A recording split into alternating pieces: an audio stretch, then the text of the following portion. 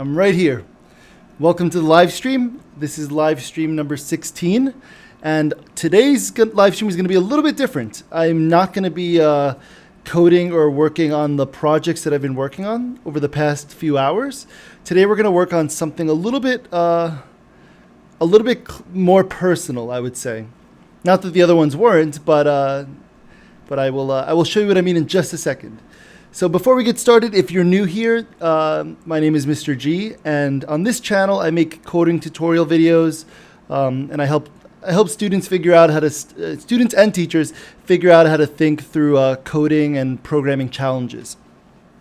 And so you could hear me think out loud in a lot of my videos, but this live stream thing that I've been doing over the past month is basically a challenge that I set for myself.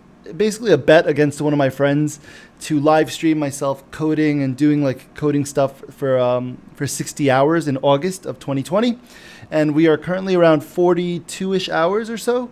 So we have a little bit of ways to go. We have about 5 days left, including today in the month. So we have to do a little bit over 3 hours every single day. Let's see what else.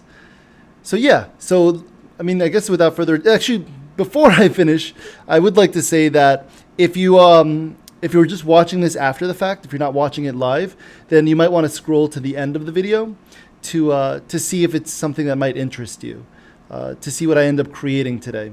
Because a lot of the times I start and I have no idea what I'm going to end up finishing with. So, you know, I don't want you to sit here. Not that many people are going to sit here and watch a 2 or 3 hour long or 4 hour long live stream without knowing what the finished product is. But yeah, these live streams aren't as helpful if you're just trying to learn specific things.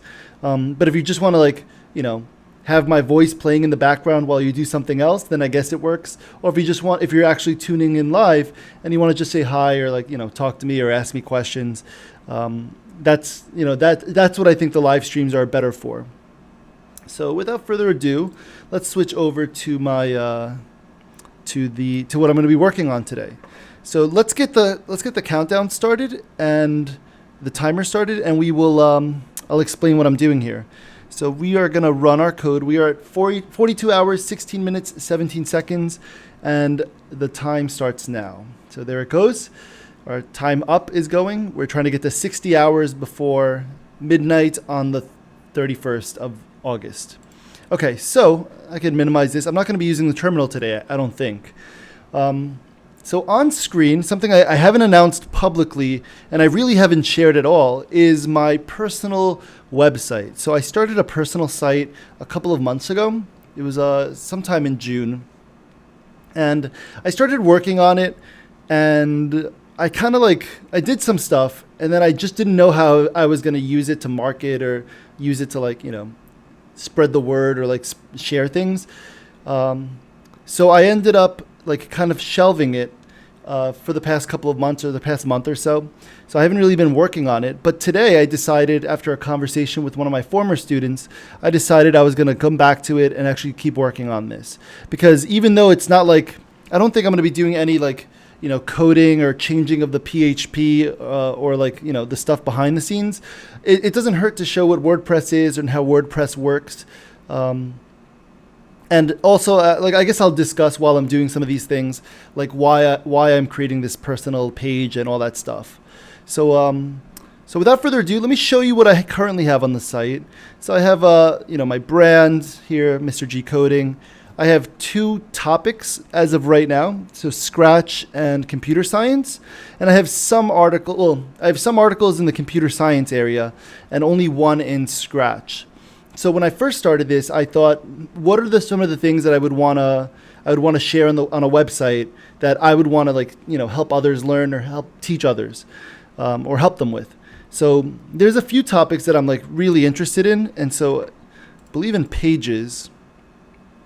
I created some of these pages, and yeah, you could see that some of these I worked on. I mean, I haven't worked on them in a couple of months, so this is from June, but there are some things that I'm interested in. So my biggest interests are computer science, Bitcoin, JavaScript, Scratch, and Swift. So that's a lot of things to work on at once. So I ended up just focusing mostly on computer science, and then I started bringing in Scratch. And I figured I'm gonna like keep up working on both these fronts and then start doing the other ones once I feel like, I've helped people out a little bit, or people are actually checking out the site. So I set up some analytics on the site so that I could see if anyone's actually watching it or going to it. But because I haven't marketed it or publicly, shared it anywhere, I don't think anyone's been looking at it, which is okay. And I don't think, maybe if someone Googles Mr. G Coding, they would find me, but I'm not 100% sure. But anyways, I figured I'm gonna continue working on computer science. I'm gonna continue working on Learn Scratch, and I want to create some articles that someone, if they're Googling, might stumble upon. So I have I've made a bunch of videos. Let me go to my YouTube page. So I've made a bunch of Scratch videos explaining how to do specific things. So let me scroll down a little bit so you could see what I'm talking about here. I mean, anyone that's like seeing this probably is following me or subscribed to me, so you probably know all this. But I made a bunch of videos, tutorial videos on how to do specific things in Scratch. And what I would like to do is now create kind of like a blog post type of situation where like a resource for people to go to if they want to learn how to do something in Scratch, but that they might stumble upon if they Google it, if they Google an answer. So, sometimes they might Google might show them a video on how to do something specific, but I also want to have like a website to go along with that. So I really want to kind of work on my personal branding here. It's something that in the conversation I had with my former student. Hello, Nam Wen, how you doing? So the conversation I just had with a former student about an hour ago or so, I kind of decided I might as well try to practice what I preach and try to build this brand and get, maybe try to see if I could figure it out. If I could figure out how to get traffic to the pages, maybe figuring out how to create a strategy for growing my own personal brand. Not for any end reason. I'm not trying to sell courses or, make money off of ads or something like that. I really just want to, I think it'd be fun to kind of grow this thing and see what ends up happening or coming of it. Because you never know what'll end up happening when you put stuff out there. Also, if you're wondering, hey, isn't he wearing the same shirt as yesterday or the day before or the day before that? The answer is no. These are brand new shirts. I pretty much always wear a white shirt if I'm at home, just because I don't like to think and waste energy thinking about what I should wear. And because I've been working from home for the past few months, it's just easy to take a shower, throw on a white shirt, and not even have to think about it. So that's kind of how I like to work. And I know some people have written articles or made videos about decision fatigue. So it's definitely one of those things that I figured I'd mention. Decision fatigue is something I try to avoid. I don't really like making decisions or spending time wasting brain power on things that I don't really care about. So I don't really care what shirt I'm wearing. So might as well just wear the same white shirt, not the same one, but the same kind of shirt. So that's that. So I want to list a few topics that I could write articles about and maybe bring in some of my videos in. So it might be nice to have a blog post explaining to someone how to do something specific, and then have the video inside of that blog post, maybe some pictures that I could make. So I'm going to be working on that today, and this should be a nice change of pace for me. The past few days have been a little bit frustrating, when I get stuck or when I looking at the same projects over and over again for hours. It's a little annoying. So it's nice to change it up a little bit and work on something that is it should be a little bit more relaxing, trying to think about strategy, trying to think about what to write in an article, and then creating that, and you'll be able to see the finished product. So as of right now, so here is my thing. Here's my link to my YouTube. I also have a button here that takes people to my YouTube. Let me show you what I have right now. So if the person clicks Learn Scratch, if someone clicks on Learn Scratch when they go to my website, all these things I wrote and created myself. So Scratch is a perfect programming language for blah, blah, blah, right? And then I kind of compared it to JavaScript here. This is what it would this is what the say block in JavaScript looks like. And this is what it looks like in Scratch. So I really do like Scratch as like the first programming language for someone trying to learn how to code or trying to, like, you know, dip their toes in the coding world. And then from here, then I have this first article, the Scratch interface, which people could also see if they hover the mouse over Learn Scratch. They'll see the web platform interface, and that's exactly what I have down here. So every time I add a new article, why is this picture here? I'll have to figure that out. Every time I add a new article or a new post, it'll show up down here in this list. So this is where I put the blog posts, I believe. Let me see if I could show you that. Learn Scratch. So, I mean, it looks a little messed up right now, possibly because of the browser that I'm using, but I think the finished product actually works fine. So you can see that it's responsive. And I mean, I didn't do that myself. That is like built into this theme that I'm using in WordPress. And for anyone that hasn't used WordPress before, it's basically a nice way to get a website up and running, and it's actually really great for blogs. But it's a nice way to get a website up and running really quickly without having to do any coding yourself. Like, there are a lot of ways to. I would probably like. I'd say I'd give the analogy that it's like the Scratch of websites, where it's not exactly blocks, but it's very similar to blocks, where, like, you know, you bring in plugins, you update specific things, and you like drag and drop things, and it's kind of like Scratch in that sense. And I'll show you what I mean in just a little bit. So this is this Learn Scratch page, and down here, this is one of those blocks. Actually, it's a little hard to see. You could see that, you know, I could turn this into a different type of block and all that other stuff, but I have it showing any of the blog posts that I've created already. So these are the main pages. So the way that WordPress works is you have pages, and then you could have blogs or blog posts. So pages and posts, and then you could have posts inside of the pages if you'd like.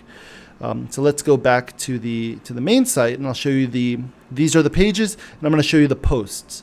So the posts are the ones that I'm gonna be working on today. I'm just gonna focus either on Scratch, probably on Scratch mostly, because I only have one post in here, and I want to have a few more.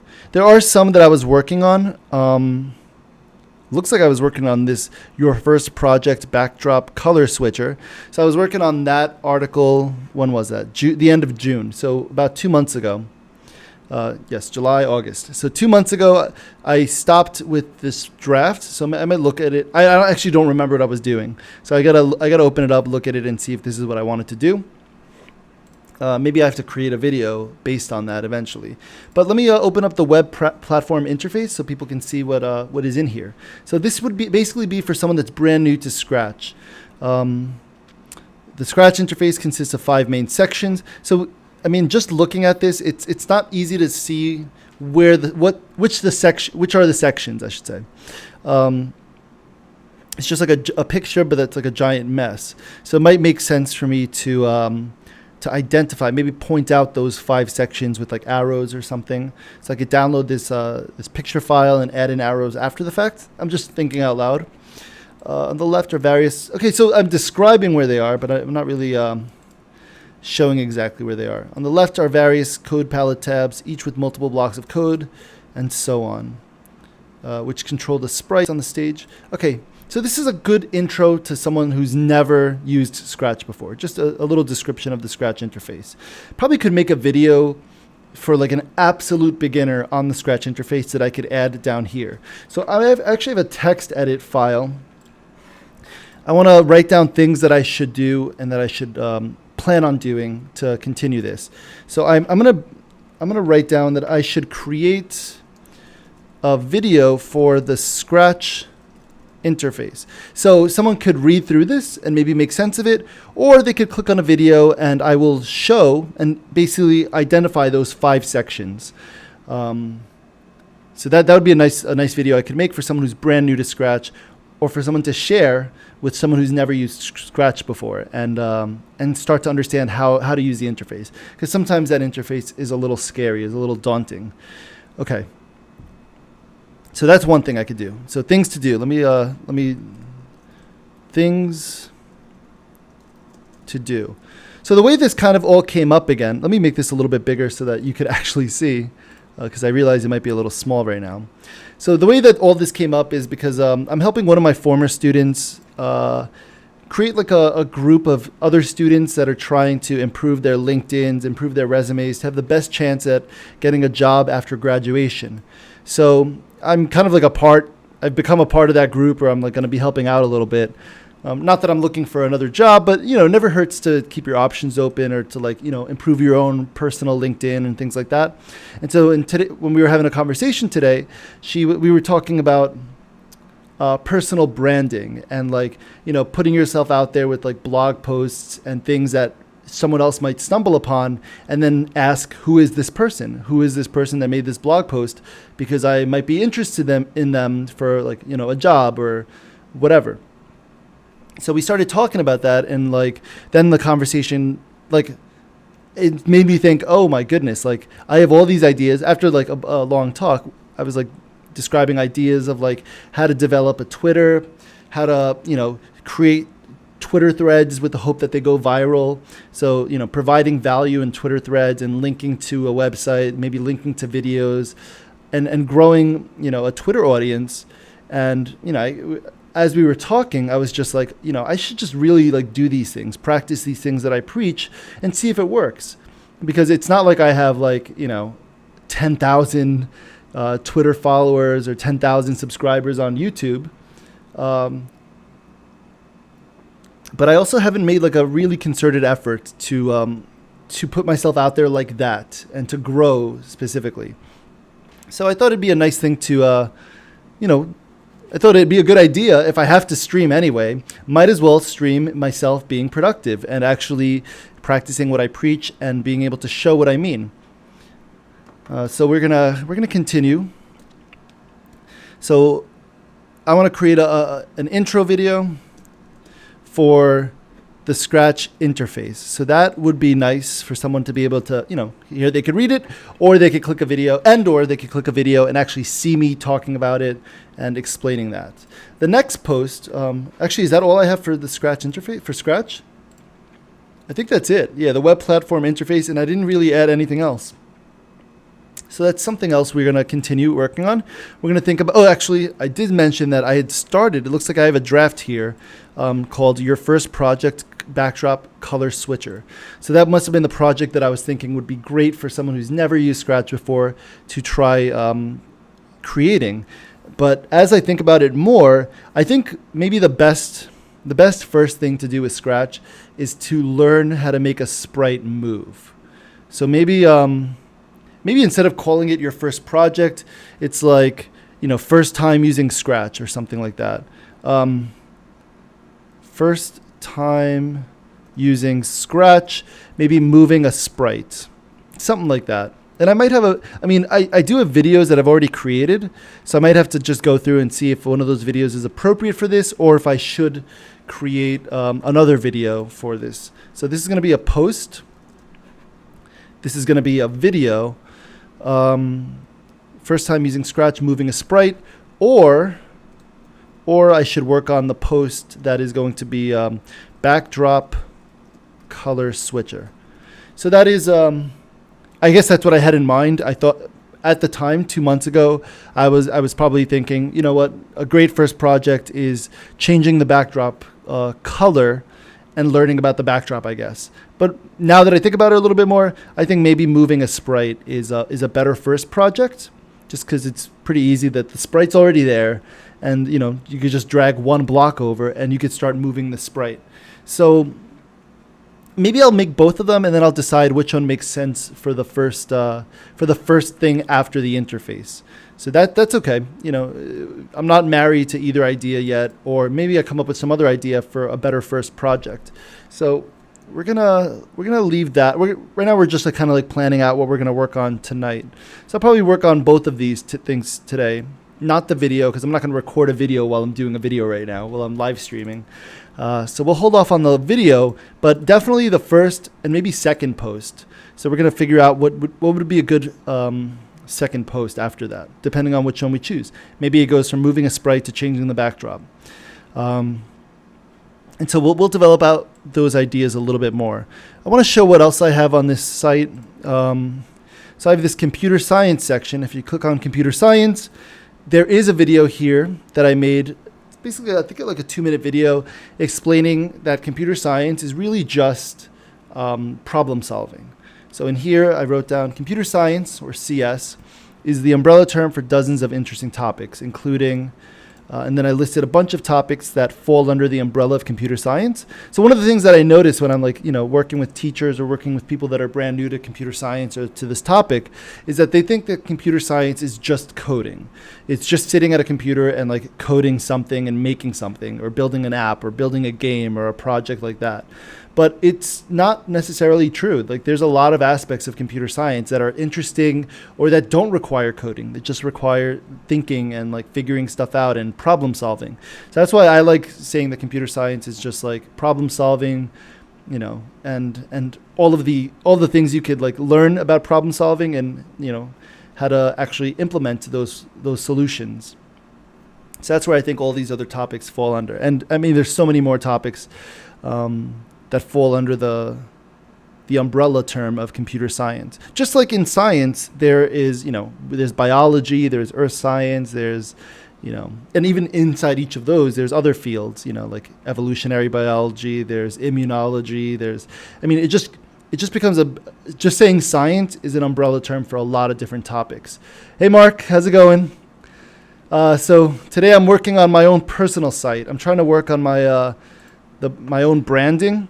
So I'm going to work on this WordPress site. I started a couple of months ago that I haven't shared with anyone else. And I'm working on making some posts and articles for it and then deciding how I'm going to, market these or share these on Twitter and try to grow my brand a little bit. So that's what I'm working on right now. So for the computer science section, I had written a few articles already, like what are algorithms? These I all wrote. What are algorithms?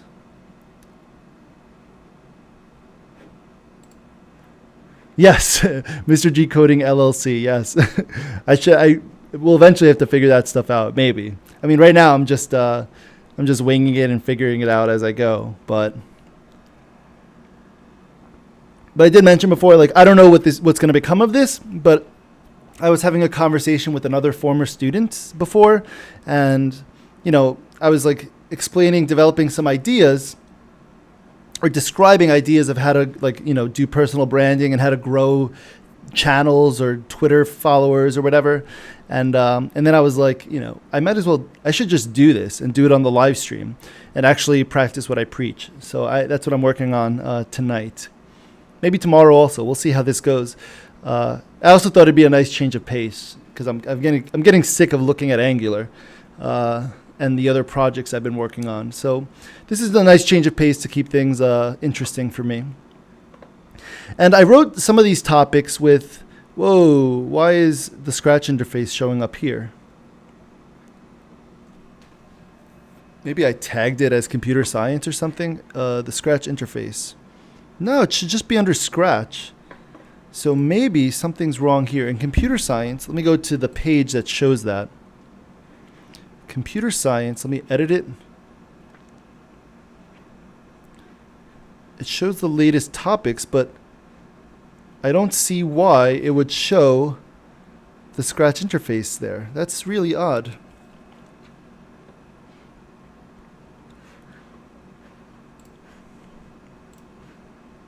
Well, whatever. Doesn't really matter. It's not a huge deal right now because it's not like I'm trying to make this perfect, but I'm just trying to create more articles today, working on some of this stuff. Let me just refresh. Maybe that was the mistake. No, it's still there. So I'll have to figure out why it's showing the Scratch interface in the computer science section because I definitely don't want that. Especially when in the Scratch area, I'm just able to show the Scratch interface, but not the computer science topics. So I might have tagged something wrong or did something incorrect or something. I don't know. All right. So some of these topics I wrote at length about. I did this. I started working on some of these topics a couple of years ago. I was thinking of making a book, like an ebook or something for AP Computer Science principles, but nothing ever came of it. But I wrote a whole bunch of articles for it. And actually, I think I have it. on my, I think I have it over here somewhere. So, yeah, so I wrote like 10 chapters, but nothing ever came of it. But I have a lot of text that I've written that could be useful for when I actually continue some of these topics. But I think today I'm gonna just focus on the Scratch part and also a strategy for growing. Maybe I'll talk about the strategy right now, the things I was talking about with my former student. So let's call this strategy for growth. So I was saying that, if you're trying to grow your online presence, it does not hurt to have a website. I mean, not that it doesn't hurt, but you have to have a website that's purposeful and whose articles are going to be like found and searched by others, or going to be presented to others by Google when they search for something. So the website, and by creating more and more articles, I kind of look at articles like you're throwing a bunch of messages in a bottle in the ocean, and the more you throw out there, the more likely it is that someone's going to pick up the bottle on some other continent and be like, oh, this is what I was looking for. So I do think it's kind of, at least to start, it's kind of like a spray and pray strategy, I should say. But not too much praying. It should be more like, strategic. You want to create articles that make sense. So a website with articles that are useful, that are like easily shareable, or that can be shared quite easily. Articles on a specific topic. So actually, now that I think about it, one website that I think is pretty good is called Hacking with Swift. So this is a website from some dude in London or England somewhere, where he, I noticed that every time when I was working on Swift, every time I had a question about something Swift related and I Googled it, this guy's website came up. So, I mean, this guy must have written like hundreds and hundreds, maybe even thousands of articles, little tiny articles on how to do something in Swift. And Swift is the programming language for Macs and iOS devices.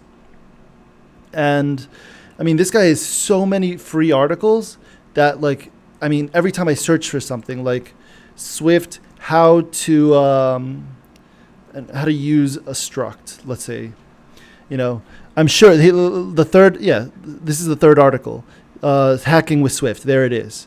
And literally for every single topic I was searching for in Swift, this guy's website kept coming up. So let me just show you what I mean by that. So I click on this, and this is kind of like what I want to model my thing after. This guy has, he's got structs. I mean, this guy's like trying to sell stuff also, but I mean, he does provide a lot of value for free, so I'm not against that either.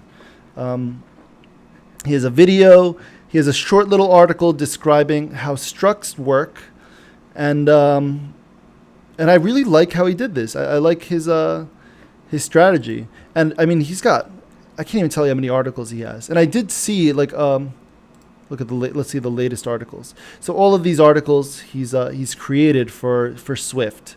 But literally, anytime you search how to do something in Swift, this website, Hacking with Swift, comes up.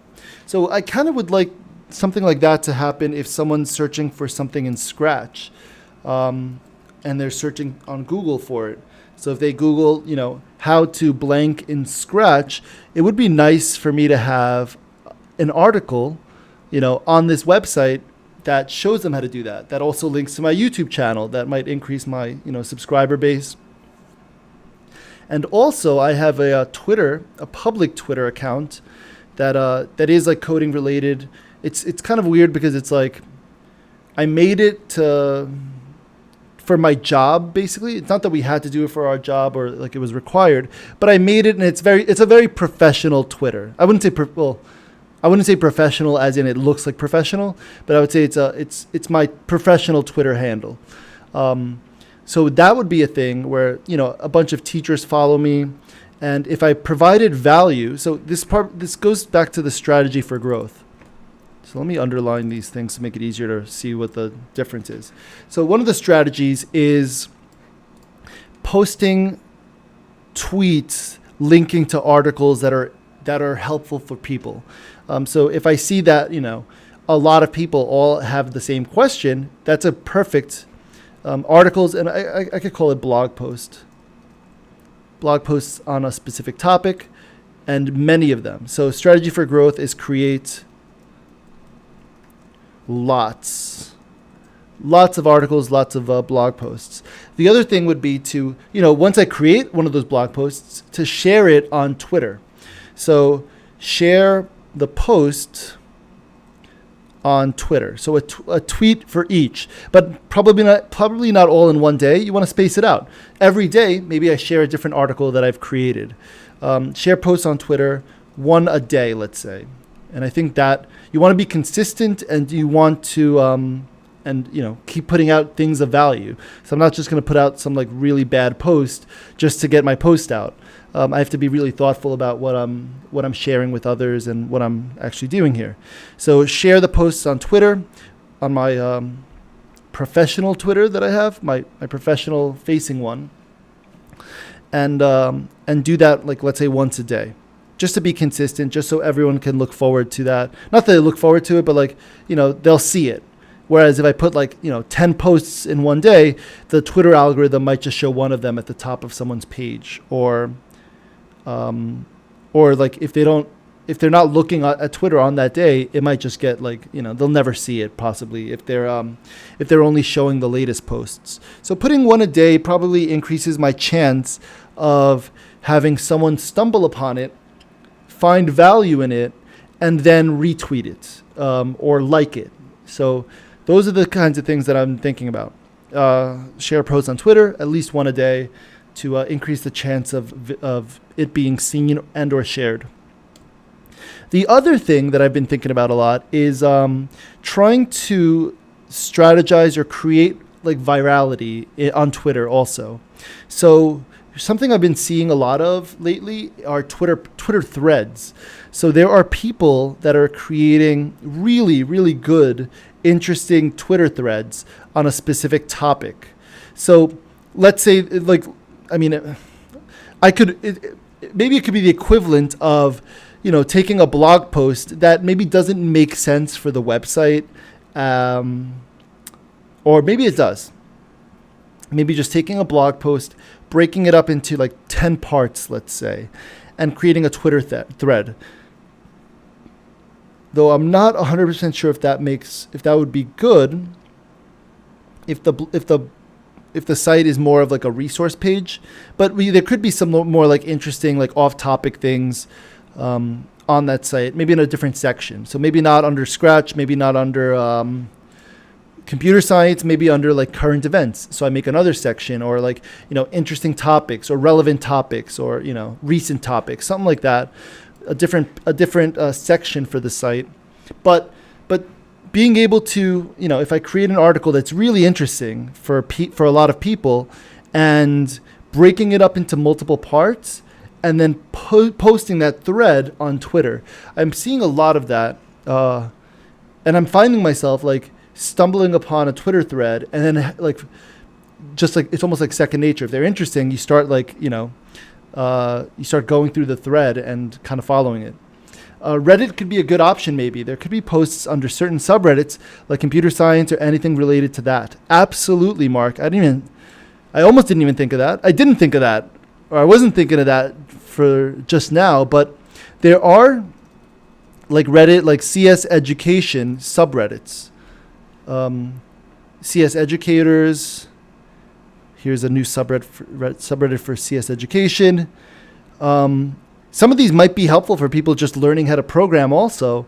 And, that might make sense to post it under that in Learn Programming. So Reddit, maybe the education one. If I make a generic post about, education and why computer science is essential for education or something. That is a subreddit that has thousands of people, 115,000 people. So, depending on like how specific the article is or the post is, that definitely makes sense. Comp sci, maybe not so much comp sci, maybe, but I was thinking more, I think there's a CS education one. CS education, so it's this one, yeah. So this one has 16,000 members, and this one has, computer science teachers. So that's a lot of eyes that I could get in front of.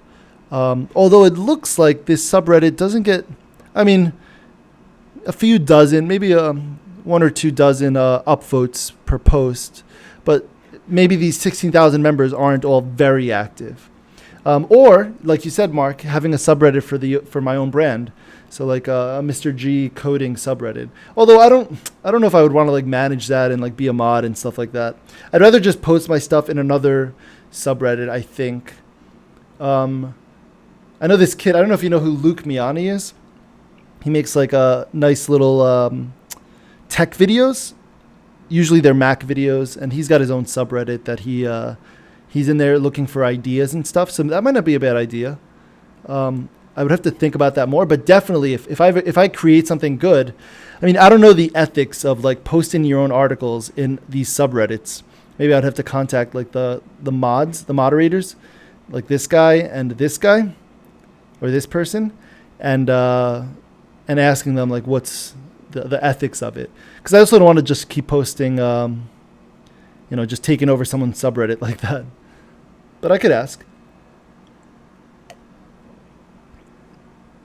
Okay, so I'm going to write that down. Strategy for growth is posting articles in relevant subreddits. I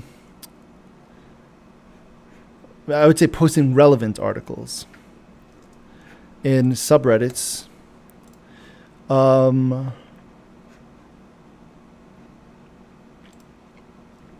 that's fine. I would say that. So posting on Reddit, posting on Twitter threads. That was the other thing I was talking about. Twitter threads. You know who's doing a great job of this? Actually, 2 people. One is Joe Pompliano. This dude, I think, started a couple months ago, or maybe February. He started this year, and he's up to 31,000 followers, and he literally started from 0. And the way that he does his posts is he'll the threads literally start like this every time, and they always like are interesting. An NBA role player turned his $350,000 salary into a network of $600 million. Time for a thread. Who's gonna read that and not be like, all right, how did they do that? And so you click in there, and then you just start reading his thread. The first one, the second one, third, fourth, and so on. And so the reason this strategy is just like beautiful is because every single post, it's part of a thread, but every single post can be liked, can be retweeted. The main one is the one that has the most likes and retweets, but it's just a great way of capturing like an audience. And also at the end, the last post in every single one of his threads is, if you learned something, if you enjoyed, what you just read, my website is realhuddleup.com, sign up for my newsletter where I, whatever. And he sends an email newsletter to all these people every day or every week or whatever it is. But this strategy of just like finding something interesting, and this is his brother, Anthony Pompliano. The reason I follow this guy is because he's in the crypto world. So he's a very big proponent of Bitcoin, and I think he's copying his brother's strategy. So look at this one. One of the best investors in the world intentionally loses millions of dollars a year. That is like clickbait, but it could be true also. And it makes you want to click and read the thread. So he's been doing this for more than a decade, yet he remains one of the best in the business. So these are great first Twitter posts to get people to read a thread. So you click it, and now you got a whole thread to read.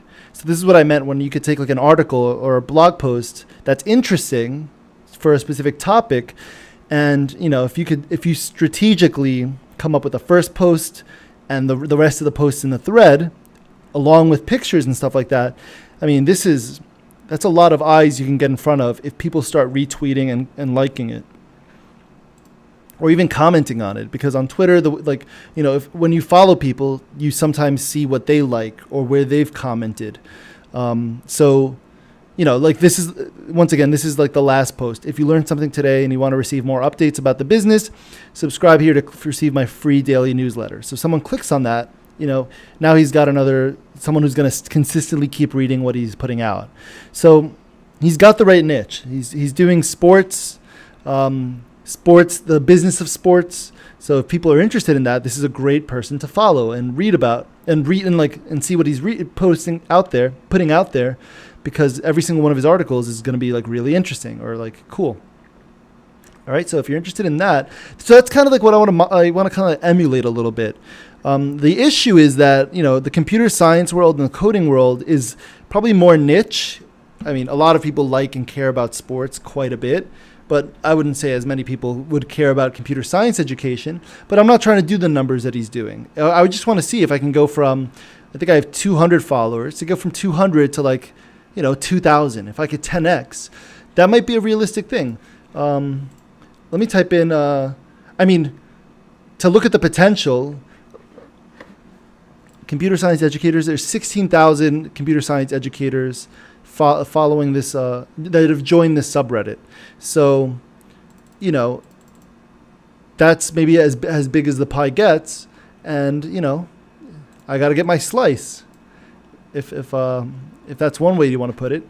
Or in the education world, maybe there are a lot of educators. There's like hundreds of thousands of teachers, but not a lot of them know about computer science. So maybe it's like I would be expanding, or like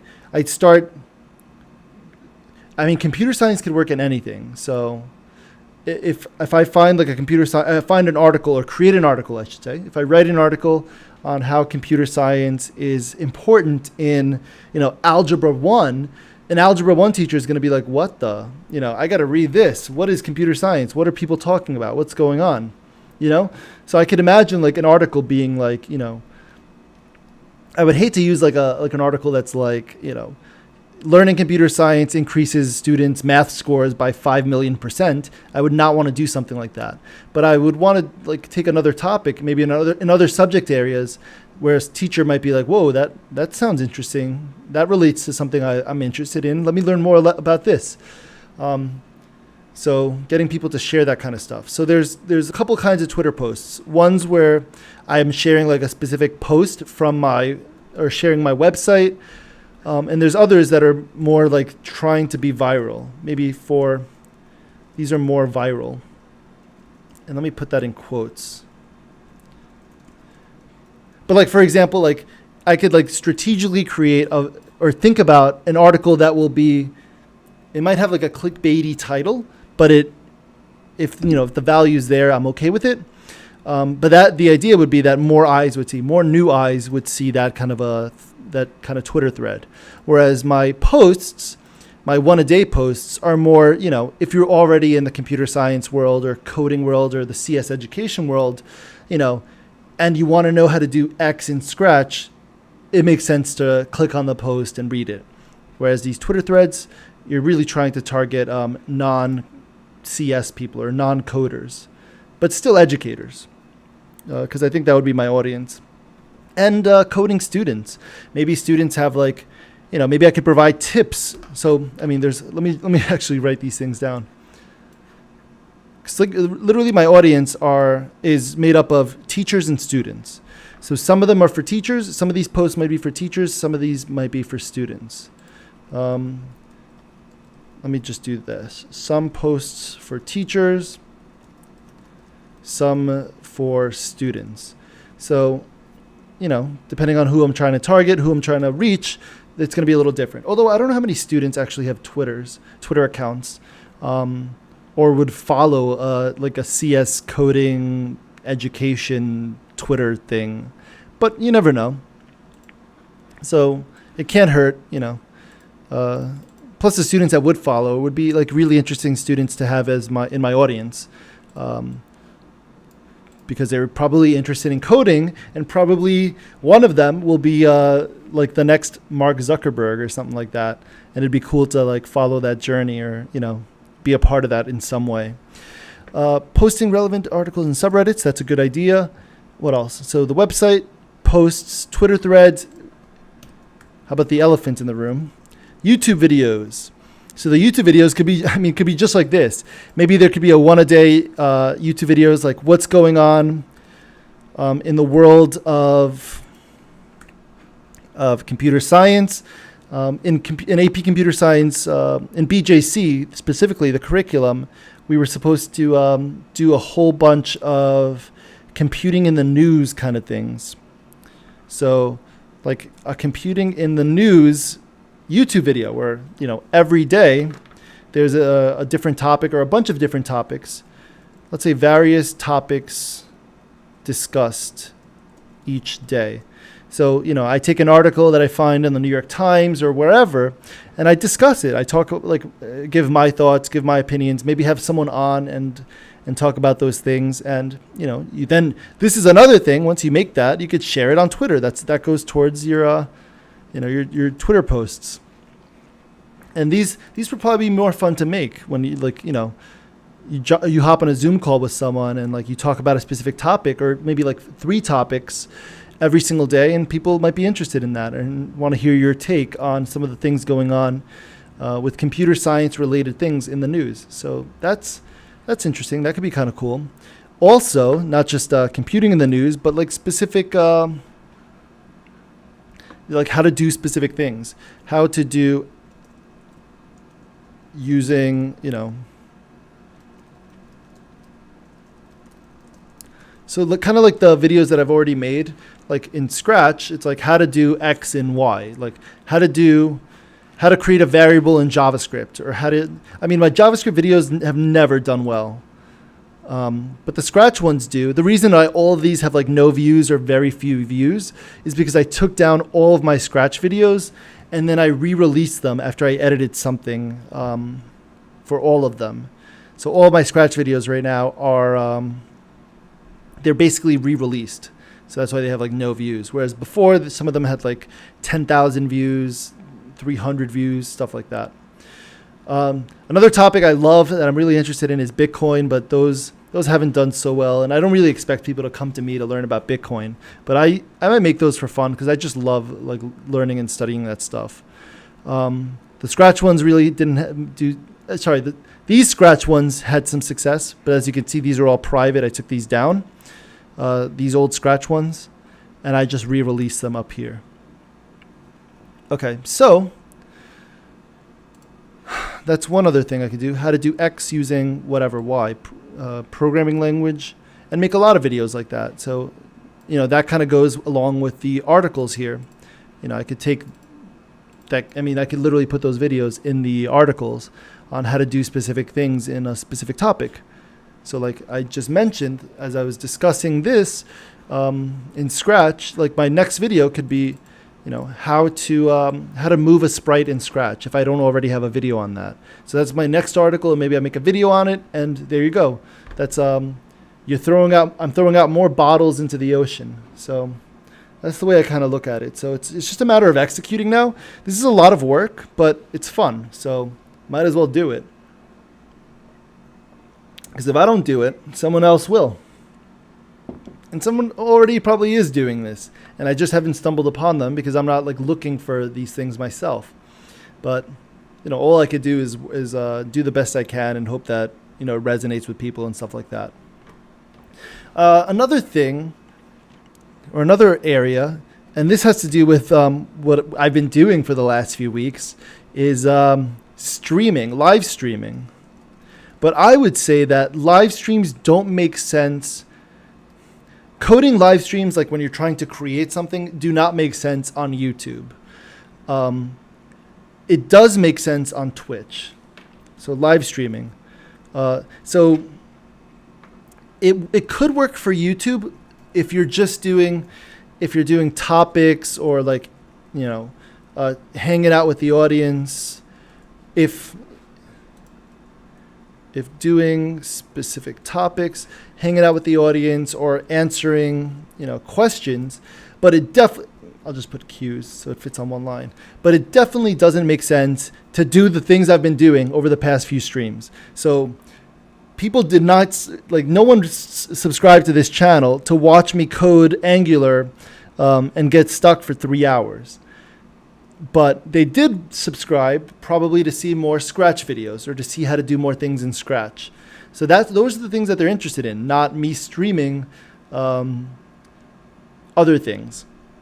So that's one of the things that, as I'm saying that, I'm literally being like a hypocrite because I'm literally streaming the things that I'm saying would not work and aren't good. But the reason I started with YouTube because I already have a little audience on it. I wanted to see what would happen, and now that I've learned, I think that live streaming on YouTube makes sense for other things, not for actually just sitting there and like coding and like trying to figure it out. I think that is much better suited to Twitch. So that's another platform. Twitch is I think would be good for actually coding projects from scratch, let's say. And I'm gonna write coding big projects from scratch, because those are the projects where, like, if you have an idea for a project, you could sit there for 5 hours, 6 hours, 10 hours, whatever. And there is a channel, there's a category, the science and tech category on Twitch, where there are people that are coding these things and making games and like actually coding like I've been doing over the past few days. But Twitch is much better suited for that, because the way that it kind of works. I mean, think about it like this. If I wanted to watch someone code a project from scratch or watch someone coding, if I'm on YouTube, I don't think there's an area where I can go to watch someone coding in a live stream. So right now, no one would be stumbling upon this. And I think I have like one viewer right now. So this video that I'm doing right now, if I was like, literally, I could be coding the next Facebook, but no one would stumble upon it. No one would find it because it would not be promoted by YouTube, and people don't go to YouTube to watch live streams.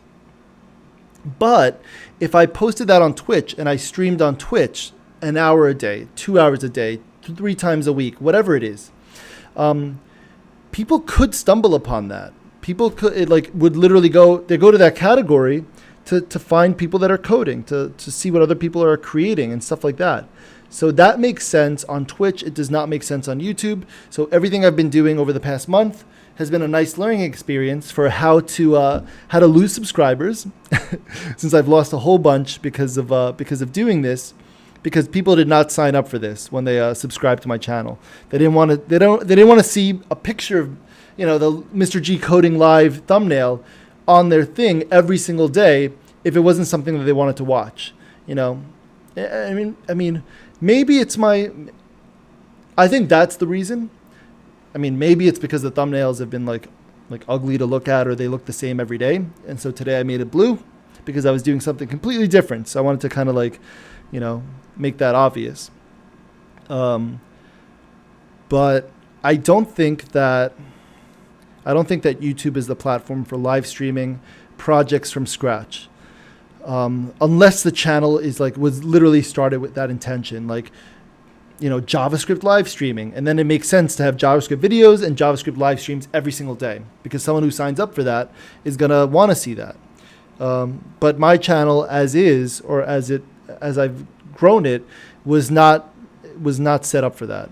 That wasn't the intention. That wasn't the reason why people subscribed. So that's why I've lost subscribers. And whereas Twitch, starting on another platform that is meant for streaming only, and is meant for people to stumble upon, streams that are related to what they're looking at or watching, Twitch makes much more sense for coding. But since I'm 17 hours away from finishing this challenge, I've already done too many hours on YouTube. I got to finish it on YouTube. Even though at the start I was going to go back and forth between YouTube and Twitch, and I decided I think it was a mistake to not do that.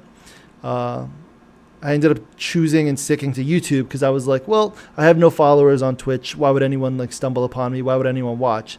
But I should have done it. And I'm just gonna finish on YouTube for consistency's sake, so that all the videos end up on YouTube and are here. Although maybe I'll unlist them. I don't even know. I'll probably just leave them just because, it's content, it's more videos. But maybe I should just unlist them because they're not doing well, and I didn't expect them to, and I didn't know. So like those are the things that I went in this not knowing, and I've learned in the process. But like I said, I don't think it's because of the content or the thumbnail or anything. No, sorry, I don't think it's because of the thumbnail. I think it's because of the content. No one's gonna sit there. No one that's learning Scratch is gonna sit there and watch me for 3 hours doing Angular. So that doesn't make sense on YouTube, at least not for this channel, or for the things that I stream. But Twitch does make sense. I think if I had done all these streams on Twitch, I should have done that from the start, but I didn't know that. I didn't know at the time. So now that I know, I can do better next time. So these are the strategies for growth: the website, Twitter. Maybe I should do this. So the website, Twitter, and then share posts on Twitter. I'll do this. Threads. I don't have to say Twitter threads because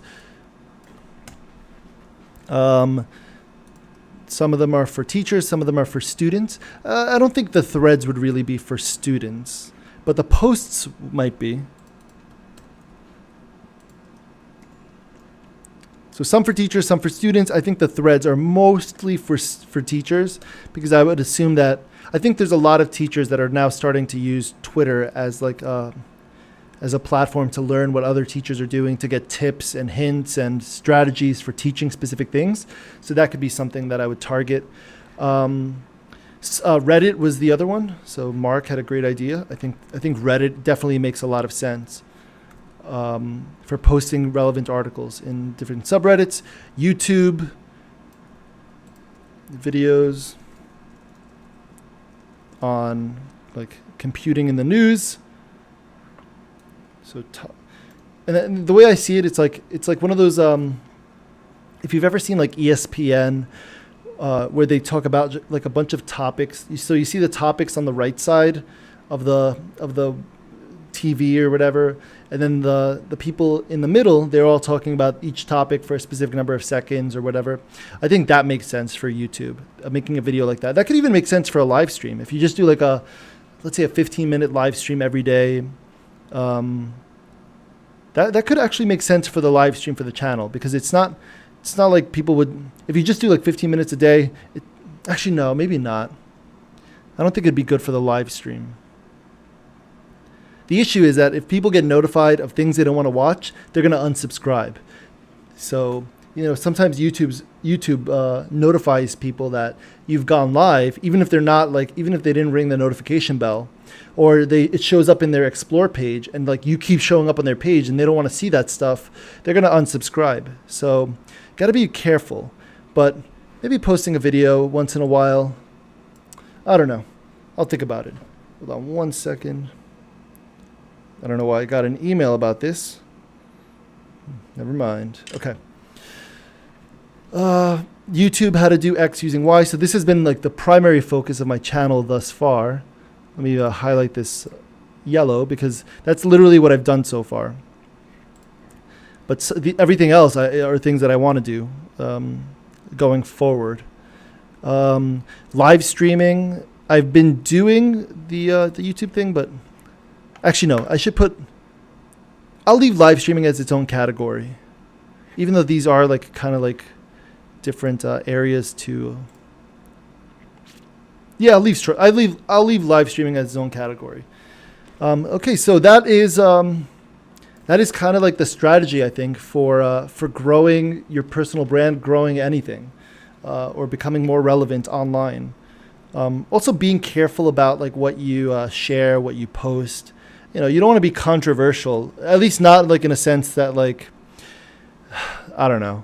Like, especially with things going on in the world right now, you don't want to be too controversial with what you post. Even if you think that, even if you have like a strong conviction about something, whether you're right or wrong, whether a lot of people agree with you or not, if it doesn't make sense for like your for your coding channel, then you shouldn't really talk about it.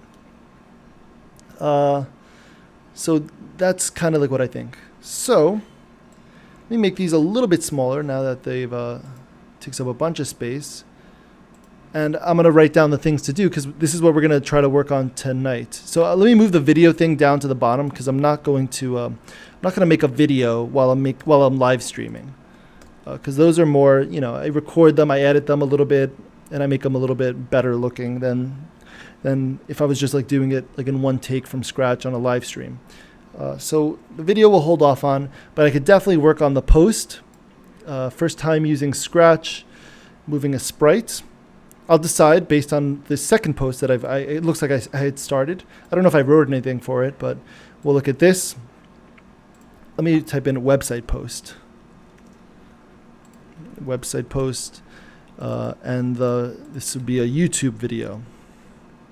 All right, so things to do. So website post, first time using Scratch, moving a sprite. So maybe I could post that on Twitter. I could literally, why not? Why not like show you what I mean? So we will come up with a strategy for posting it on Twitter. So we're gonna do either one of these two, and then on Twitter, let me. I'm going to put a space in between these three and the YouTube video because I'm not going to, like I said, I'm not going to make the YouTube video, but I want to have it in there on things to do. I don't want to lose that. And I'm going to keep adding to this list as I keep working. So we have the website post we're going to work on, one of these two or both. The Twitter post. Let's just call it let's just lowercase that. Twitter post. And so we're going to share share the website post we create. So we're going to share that. We're going to figure out how to share it. Or we share something. Let me just write share something. We're going to share something today. We're going to go on Twitter and we're going to share something and think strategically about like what the plan is for sharing over the coming days and stuff. So we have the Twitter post. It might be what we create today. It might be something else. Or maybe I'll decide, you know what, I'm going to hold off on posting on Twitter until I have a few more articles. Because the other thing is that, this is something that I read in a book, it's that if people visit your thing, you have to have enough content for them to stick to it or to keep reading or to keep watching or whatever. So I could have just to give an example, like I could have the most amazing YouTube video in the world. Like a video that everyone that watches it, they watch it from start to finish, no matter what. But if that's the only video on my channel, maybe if it's amazing, people will subscribe. But you really want to create an area for people to kind of like, keep reading or keep watching or keep doing whatever on your platforms, on your social media platforms. You don't want to just have if my website right now, like let's just say I have the most amazing article in the Scratch thing, but people will read it and then there's nothing else on Scratch. So maybe I'll decide to hold off on Twitter. We'll see. Maybe hold off until we have let's say 10 articles. Maybe hold off until 10 articles. So that way, if someone stumbles upon it, there'll be more for them to keep reading. So, wow, this was a great article. What else does this person have? And I have to be there ready to show them the next thing. So I think we'll probably hold off on it. So I'm going to separate it down. So we really just got to make some blog posts, create some articles, and make them good. With the computer science, I'm going to hold off on that. I really want to develop the Scratch area because computer science, I have a few topics right now. We have what are algorithms. So let me just show you what I've done so far. So what are algorithms? And all these things I wrote myself. So, I did this, it was relaxing in June at some point, like after work. I would just I probably should have been making YouTube videos instead, but maybe I was taking a break from YouTube. I can't remember exactly what happened. I think so, yeah. I think that's what I was doing. I was taking a break from making YouTube videos because the year was ending. And the channel traffic just nosedived. So during the school year, my channel, students stumble upon it, teachers stumble upon it. But in the summer, I noticed that, people don't really watch this stuff for fun, which is, I think it's an opportunity, but it's also something to keep in mind. So I decided not to keep posting videos, and I kind of held off on it. I think I made a couple Bitcoin videos, but So we have that. Debugging. I mean, debugging is another thing in Scratch that I could bring over. Test-driven development. Oh yeah, so this is what I did was like my the keywords I put in a different color. Programming languages was another topic I wrote about. And here, these pictures, some of these things I drew myself when I was creating that book that I mentioned before. I mean, I wouldn't call it a book. It was just like digital articles that I created in like, over the course of a bunch of years. So I showed how to do something in, I was showing like the levels of abstraction, like how to do something in Snap versus JavaScript versus, and doing the same thing, I should say. The same thing in Snap versus C++, or the same thing in Snap versus assembly language. So, you could see that this is a very high level way of doing something. It's very easy to kind of read and easier to code once you learn it. How computer hardware works. This is a very simple description of how hardware works and like things inside of a computer. And I got these pictures, I think, from like PNG Guru, or like one of those sites that has PNGs that you don't need to attribute to the, you don't need to provide attribution, I should say. RAM, the hard drive, transistors. Then we have, for some reason, it's showing the Scratch interface, but that should not be here. 1, 2, 3, 4. So there should be 4 articles here. 1, 2, 3, 4. Okay. I don't know why it's showing the Scratch one and the computer science one, but maybe eventually we'll get to that. All right. So for Scratch, we have like a little thing, intro to Scratch, on learning Scratch, the Scratch interface. And the other thing I should mention is that, like, there should be links to all of your different platforms everywhere. So like on my YouTube videos, I should put mrgcoding.com. I should put my Twitter handle. I should put maybe the Twitch website. All that stuff should be like on everything.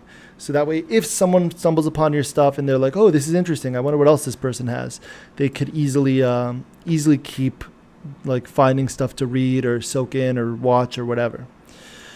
Okay, so we have our Scratch interface one, and then, oh yeah, that was it. We didn't do much more from there. So I just described the 5 sections in here.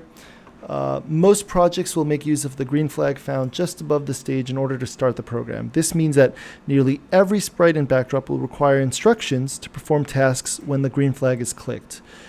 Great. Now I think the next step is to see what I had created, what I had started working on. So we're going to look at our posts. Our next step is to see what we had right here. So your first project, backdrop color switcher.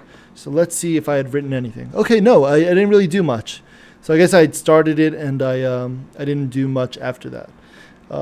For our first project, we're going to build a program that changes the background color of the stage when a user clicks a button.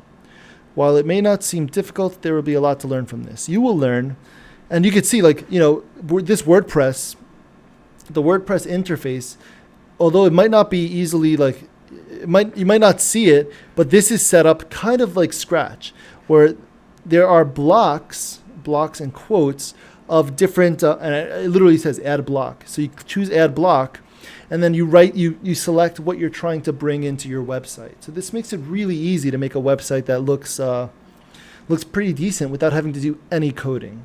But you can do some coding. You can do some styling with CSS. I added a plugin that allows me to add CSS here at the bottom. So if I want to change the way that this looks, just this page, I can add CSS to that. And that's called Simple CSS. So that was a plugin that I added. But you click on this plus sign and you choose what you want to add to your project, to your website.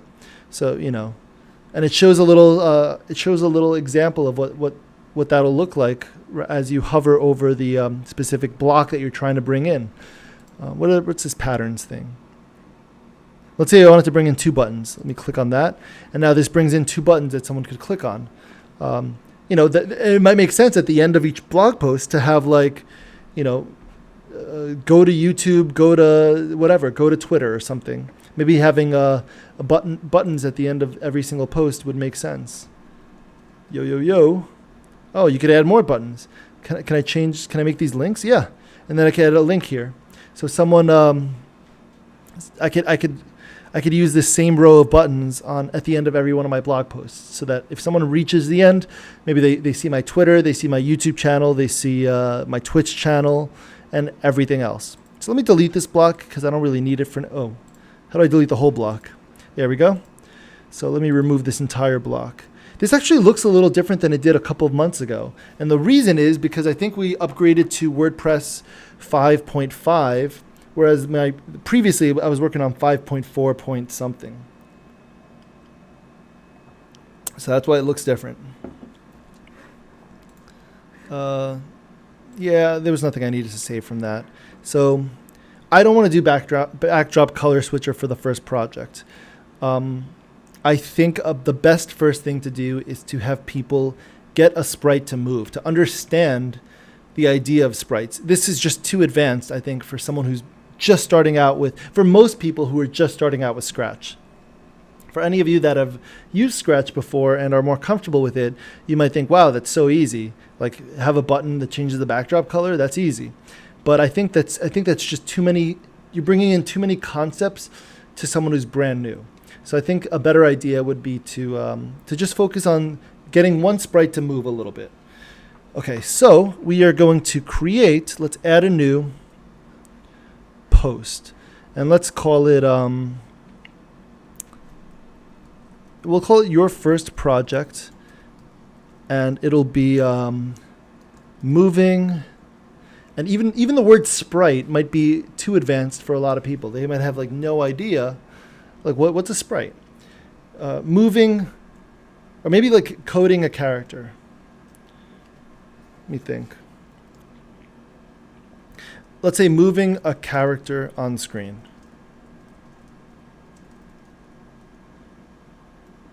Yes, let's go with that. Moving a character on screen, and if I decide to change it, that's fine. I'll do so later on. All right, so let's think about how we're going to do this. So I'm going to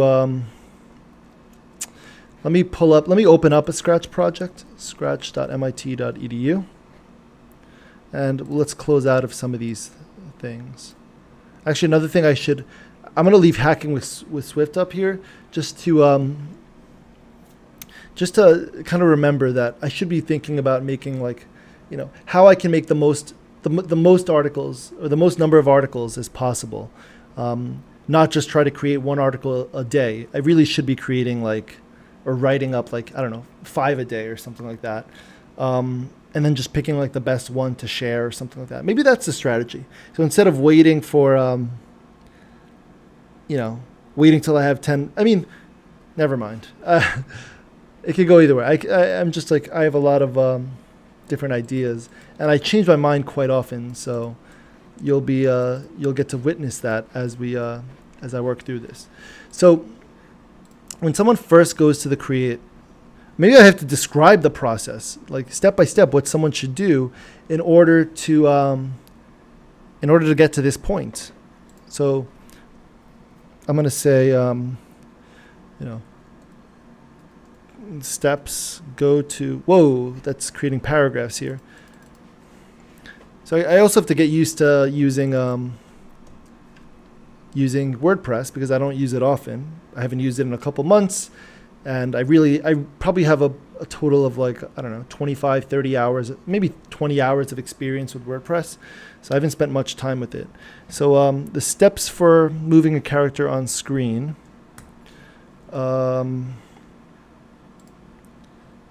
How do I add a list? Oh, it'll automatically make that.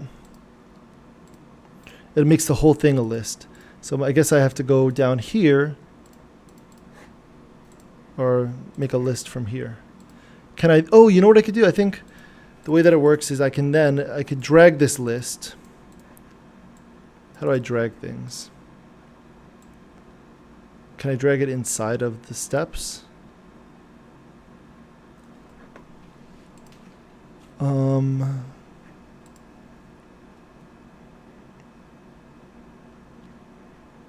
Maybe grouping. Maybe I'll have to group these two so that I could have both. For now, let's just instructions. We'll just put it out there, and then we'll figure out how it should look later on. And I don't want this to be a that type of a list. I want to change this to a numbered list. There we go. So visit scratch.mit.edu. So what's going to happen when someone does that? Scratch.mit.edu. Okay. And I could have the link. I could link this too. So this is the link.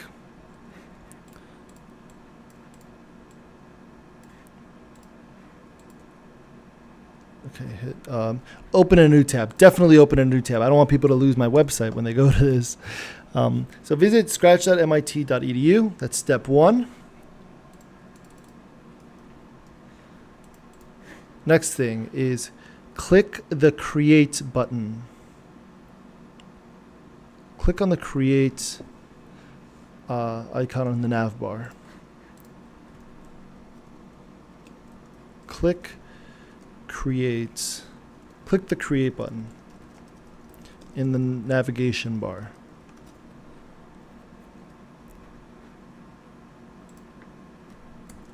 Along the top of the page. You never know how people will read this and what they'll get stuck on, so might as well be as detailed as possible. So they click on the Create button in the navigation bar. And maybe I should have pictures and a video that they could follow along with doing this. So thing is, I don't want to end up with 100 million pictures in between each step, but let's just try to write down the steps for now, and we'll go from there. So click on the Create button in the navigation bar along the top of the page. Click on the Create button. Okay, once they do that, maybe I could describe what's on screen. Now, these are instructions. It should be steps on what to do. Click and drag the Move 10 Steps block into the center area. Click and left click, because I don't even know how they're going to left click and drag the Move 10 Steps block from the coding palette or the motion palette, from the palette of blocks into the empty programming area in the middle.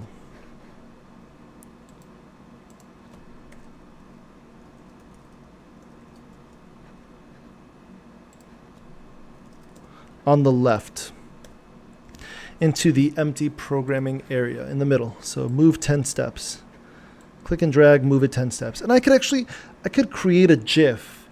So I can make a GIF showing that. That actually wouldn't be difficult. So I can make a GIF doing that. And then I don't really have to make a video for it. Or I could still make a video, but we could have GIFs along the way. Okay, so I'm gonna write left click once on the block and watch what the character on screen on the right side of the page does. On the top right side of the page does. So they click on the move 10 steps and they'll see that it moves. Congrats. Congratulations. You've just written your first line of code.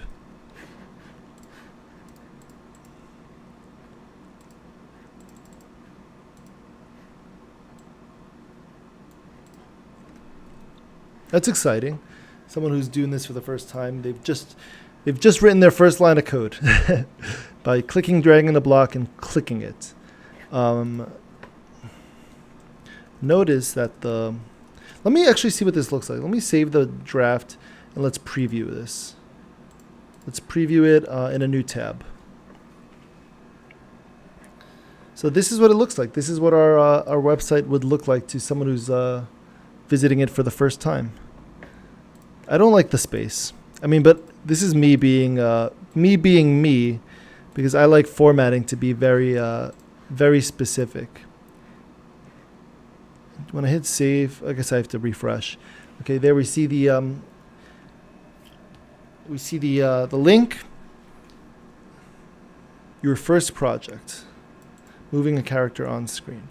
Click on the create button in the navigation bar. Left click and drag the move 10 steps block. And this, I would actually want it to be an inline picture. So I want to actually use this in here.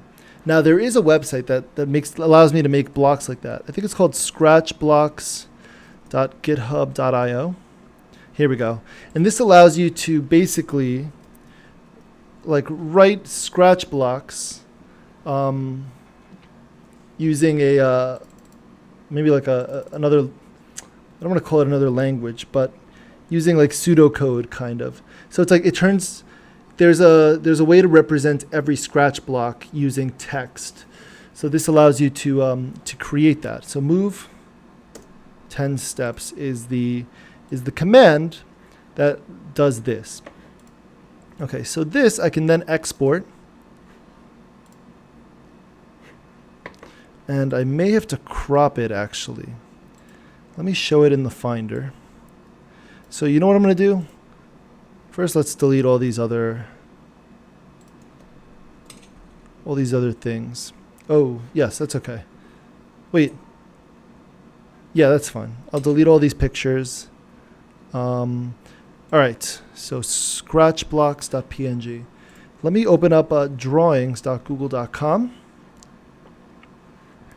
And here we're going to throw in the shell because I want to crop it. No, not the shell. That was something else. I want to throw in the scratch blocks.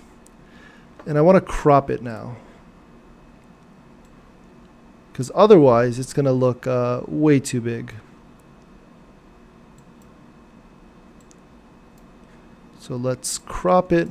There we go. I think that should be good. I think now if I export it, it will it'll just make a file that is that big. I hope. Actually, I might have to make this smaller like this. We'll see. We'll see what this has me do. Yeah, because I don't think I could crop it in WordPress. I don't think the editor allows me to do that. So we'll call this move, and we will save it. We'll download it as a PNG. Okay, we'll call it the move, and it is right here. So there's our move block. Looks beautiful. Let's see if we could put it here in line. Oh, this is that. So how do we add an inline image? Inline image. And we're going to upload it. So we're going to upload the move PNG. I'm gonna give it an alternate text just for anyone who's hello Tony, how's it going? I'm gonna give it an alternate text of move 10 steps. Title is move. That's fine. There it is. So I kind of like that. Drag the move 10 steps block. I like that much better than having to read the. Actually, now that I think about it, maybe I should just have to do that for same thing for the create button. So I could I'll take a screenshot of. Let me leave. I'll take a screenshot of this right here. Click on the create button. So let me just take a. Come on. Let's do a screenshot right here. There we go. And it's going to be in our Finder right now as a screenshot. There it is. So we're going to call it create button.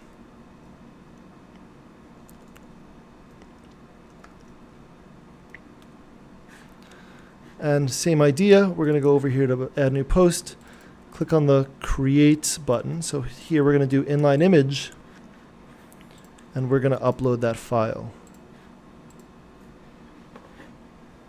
And this is going to be the create button link, is the alternate text.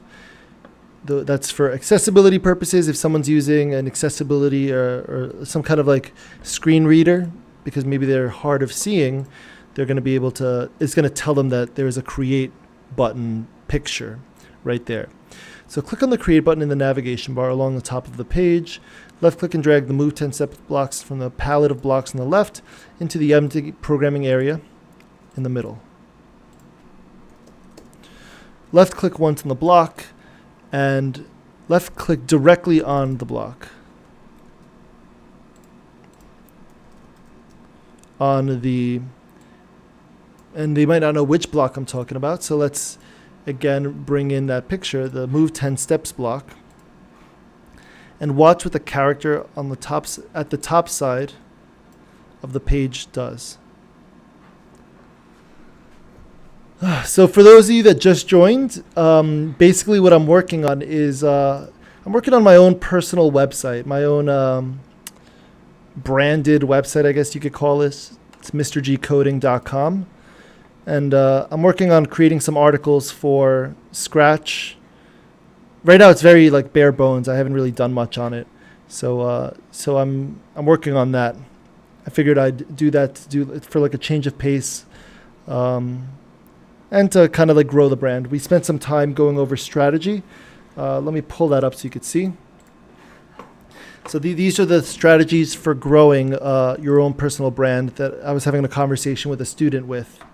I was having a conversation with a student before, and we were like discussing some of these points or some of these things to do if you're trying to grow, grow your own personal brand, whether it's a website or on Twitter. Like, you have to create a presence and you want to grow it across multiple different social media platforms. So I figured I'm gonna practice what I preach. I'm gonna try to do what I'm proposing and see if it works. So I would not say that I've started yet. I'm just like creating the thing before I start like publicly posting this on my Twitter or everywhere else. And if you heard that, there is lightning, so it looks like the weather is going to be pretty bad. I'm getting a notification.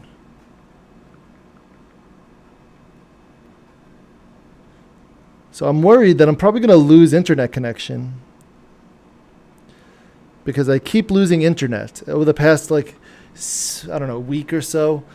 Almost every single time that I've streamed, my internet connection has gone down for some reason, or I've lost a bunch of packets. So if that happens, I will have to come right back because I don't have much more time to lose. What's the weather like outside? I hear the rain. Cloudy and 84 degrees. I hear that it's starting to rain.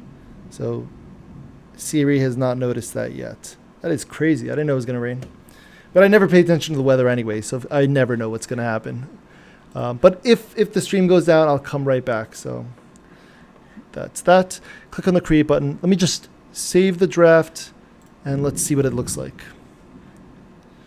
There we go. That looks it looks a little bit easier for someone who's brand new to this to know what to do, know what to click. Left click and drag the move. I could remove that. It's redundant move. Click and drag the move 10 steps block from the palette of blocks on the left into the empty programming area in the middle. Left click once directly on the move 10 steps block and watch what the character at the top right of the page does. Congratulations, you've written your first line of code. So I think a good thing to do is to kind of like debrief, kind of like explain what the person just did. Okay, so now I'm going to describe what they've just accomplished. So I'm going to say, congrats, you've written your first line of code. You dragged a code block hold on. Let me think of how I would say that. So you drag the code block. You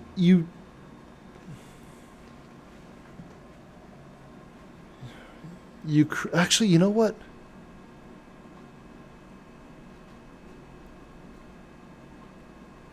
Yeah, I think this is a good first start. I'm going to say you dragged a code block.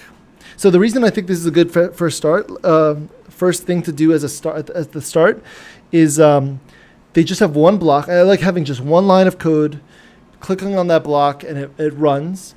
And now what I'm going to have them do, the second step in this first project, is I'm going to have them right after this attach when the green flag is clicked block to their project. Okay, so let's do that. You into the programming area, which is where the computer will look to see what it should do. Look to see how it should control the character sprite, also known as sprite. Oh, let me call it the sprites, and then just put character in.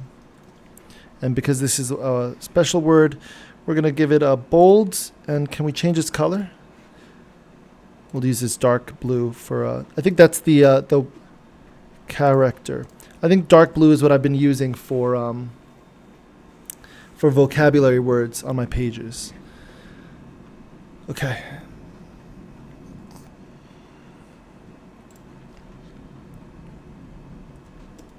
In your browser.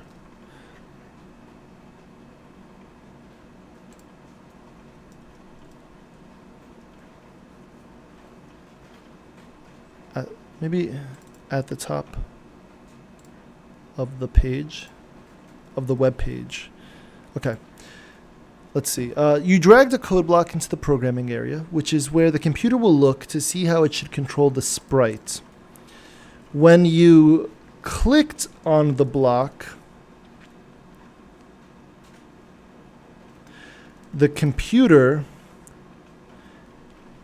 executed that instruction.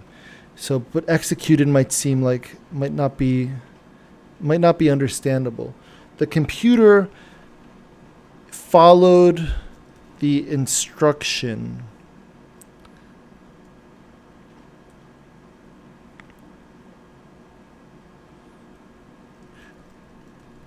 Which was to move the sprite on the stage, the right side,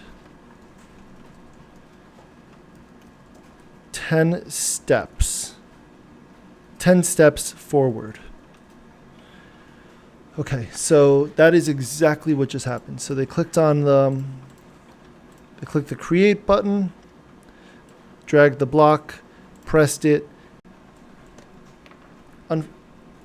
Maybe we could say, while this works, the user of your program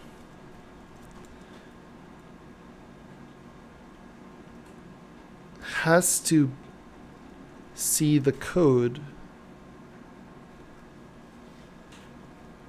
in order to make the sprite do something, or make the sprite follow your code instruction.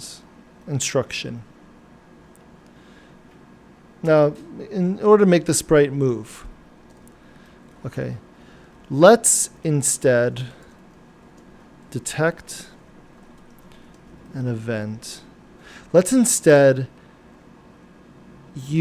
let's add a different block. Let's add another block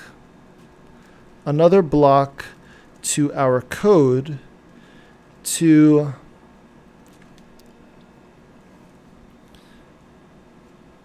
to instruct our sprite when to move. And let's put that in quotes. Italicize it. Okay, so now the instructions. So now we want to add another list. But this list is not going to be of numbers. It's going to be, sorry, it's not going to be of bullet points. It's going to be of numbers. So now the instructions are going to be click on the events block, events palette. So we're going to, let's take a screenshot of this.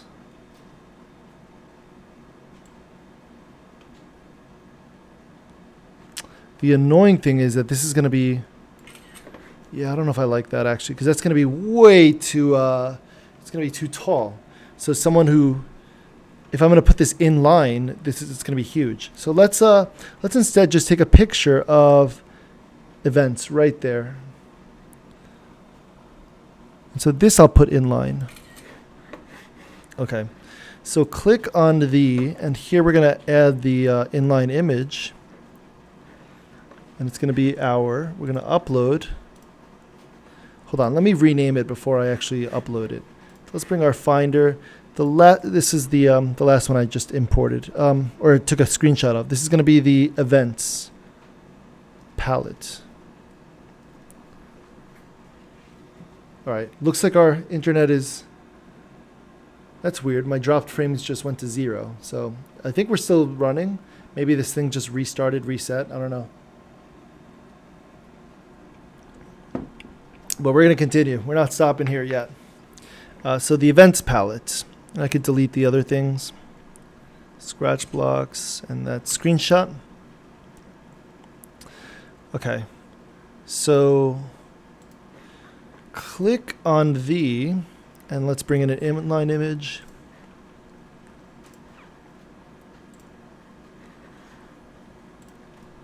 Events palette icon.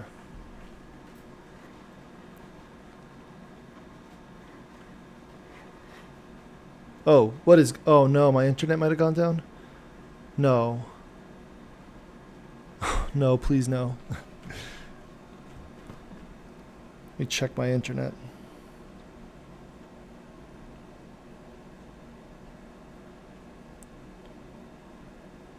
Okay, it looks like we're still going. So I'm looking on my phone and it looks like, I mean, it says live, but I'm not 100% sure if it actually is. I don't really want to, do I want to click on my own live stream?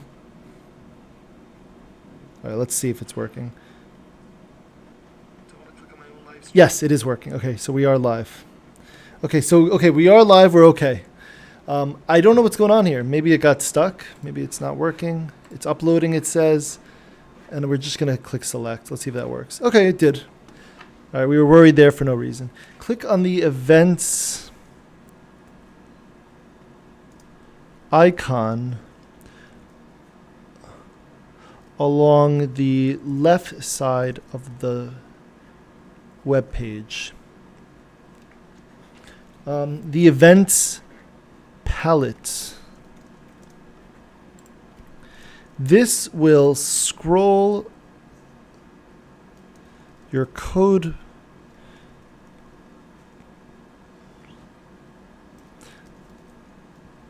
This will scroll down. How should I say this? This will scroll. This will show you. Clicking on this icon. I'm like, it slows me down to think and speak of like what I'm saying or what I'm thinking. So I'm just going to type it out and then I'll read it. Or maybe I won't read it. Maybe I'll just type it out and see how it comes out. I mean, I will read it because I like hearing what it sounds like when I write it like this. Let's see.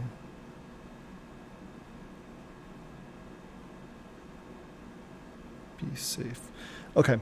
Click on the events palette icon along the left side of the page. Clicking on this icon will show you all of the events. And as I said that, I start reading as I'm typing. Click on this icon will show you all of the events blocks. All of the event blocks available to you. Available to code with. Or available to use in your code. Let's give it a different color. I kind of want to match that color right there, that events color. Text color. Can we do a custom color? What color is that? All right, let's use. No, we could do hex color from image, and then I can upload. I can upload that events palette button, and when I click on this, now I know the hexadecimal code for that. So it's FFD500. So let's just type that in, FFD500, and there we go. That's the yellow that we're using. Hit enter, and we have that yellow right there. Okay, I want to make sure it matches. Click on the events. Was there anywhere else where I should? It's possible that I should just make. We'll leave it at this color for now, but that might present a problem later on if we're using, like, if I'm describing the motion palette, that blue looks very similar. So maybe I'll use a different color for. I'll use a different color for definitions or words that are vocabulary words, basically. We'll see. Click on the events palette icon or maybe we'll put it inside of a span or something, and then in the CSS I could target it and maybe give it a highlighted color or do something different. We'll see. Click on the events palette icon along the left side of the web page. Clicking on this icon will show you all of the event blocks available to use as you code, or to use in your code. I'll just put as you code, or in your code. That I like in your code. I'll go back and forth on that probably, but that's okay. So they click on the events. Okay, now click and drag and that is the when green flag clicked block. Do I already have that imported? No, we have the flag here, but we don't have that exact block. So let me go back over to scratch blocks, and that is when green flag clicked. Let me export it. All right, now we're going to go back into our. We're going to go back over here. We'll create a new drawing. And we'll drag it over in here. If I export this, will it? The thing is, I think if I import the scratch blocks PNG, I feel like it's going to import all of this blank space also. I don't want to do that. But if I just put the picture that I want here, and I do green flag hat block, let's export this and see if it does that. So we're going to download it, and let's see if it just saves the block. No, it saved this. See all this gray space? That means the file is this is all transparent. But I don't want that. I want to remove all of that. So we have to make it smaller. That's the way it's just going to have to be. We have to make the canvas smaller because it's going to export the entire canvas. So let me make it about that big. We're gonna go with that. So now if we download this, now I could open it up here, and you'll see that it is just this block. So that is what I want to import here. So we're going to import our green flag hat block. And hopefully we don't lose the internet as that's happening. Did it work? What is going on with this thing? Already selected it. Let me close out of here, see if it actually saved as the in there. What is this thing doing? It's not just me, see? When the stream works, WordPress doesn't, my website doesn't. When the other one works, this one doesn't. So, story of my life. Let us save the draft. I don't even know if it could save. No, okay, there we go. It's saved. Let's refresh the page and see if we could just try that again.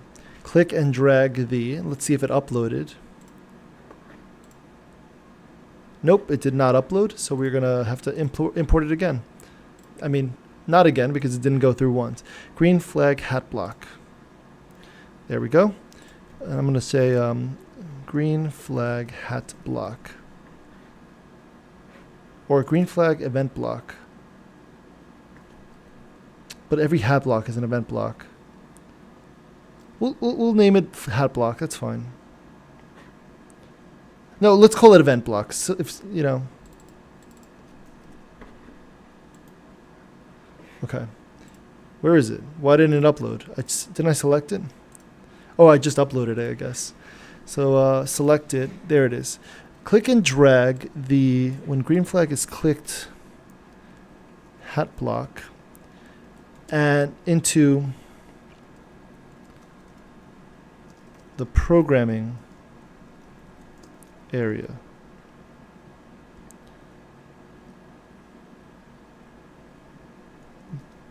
Drag it above your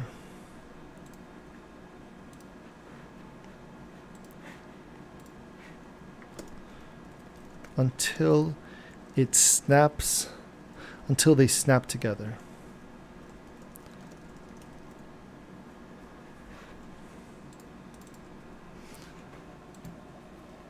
Until they snap together.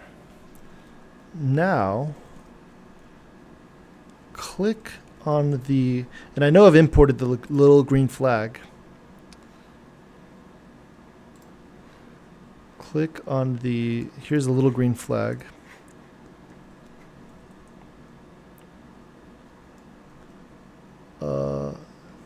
Button located just, where is it located? It's located just above the stage.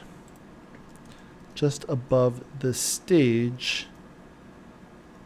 Next to the, and it's next to this little stop sign thing. Next to this stop button. That I want to, I also want to get a picture of that. So I'm going to show, this is the stop. And that, I want to remove that white background on it. So I'm going to go to remove.bg. And I can drag in the stop button.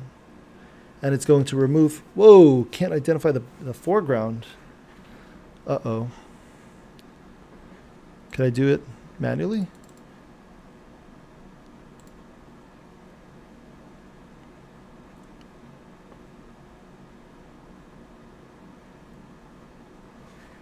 How did I extract that?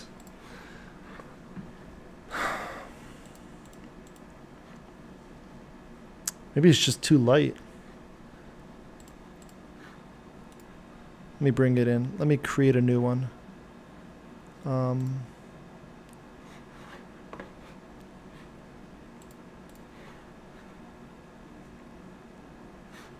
Or is there a stop? No, that would be like a block that doesn't even exist. Okay, so we're just gonna remove that. The screenshot I just took. Did I take a screenshot? Wasn't that a screenshot? Where is it? Oh, there it is. Stop. Whoa. Oh, whoops. What? I don't want to drag it in here. I don't know what just happened.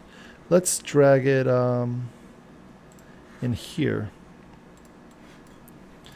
So yeah, so that's just a little bit too small for it to be able to detect apparently. And too blurry.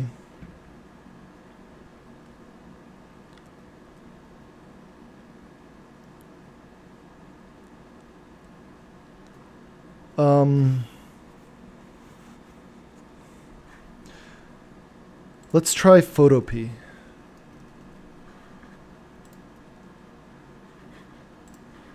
So Photopea is like it's an online Photoshop that is free to use. Created by this, I think, Russian dude 7 years ago or so. And it's quite an amazing accomplishment. So let's see if we could use Photopea in here. So there it is. I'm not a Photoshop expert, so I have to figure out how to... First of all, I got to figure out how to zoom in. Here we go. And then how to make transparent. How do we delete? Is this it, the eraser? Yes, that could be it. Okay, we're gonna make everything transparent. Can we go like individual pixels deep? Eraser tool, background eraser? No, that's not it. Eraser tool. I want to be like very specific in what I'm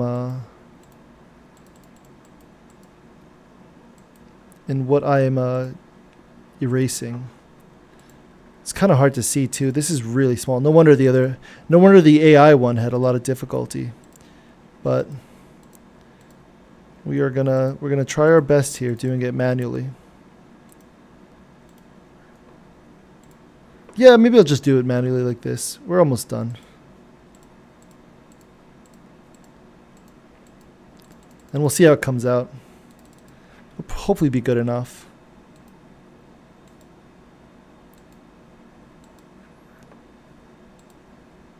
Can I zoom in more? All right, that's as far as we could zoom. So let's zoom. That's as far as we need to zoom. And I just want to make sure that these are transparent. Uh-oh. How do I undo? Okay, that's good.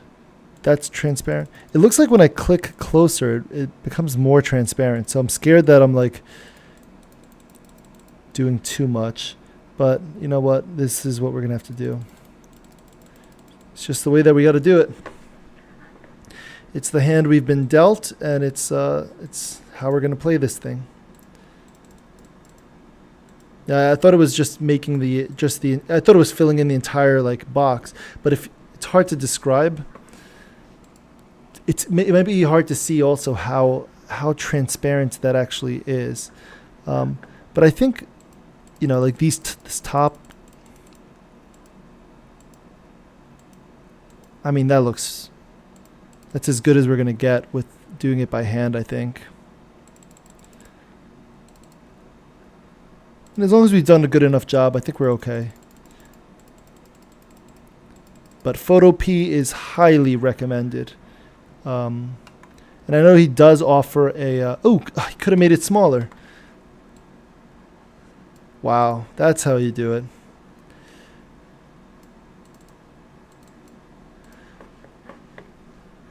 So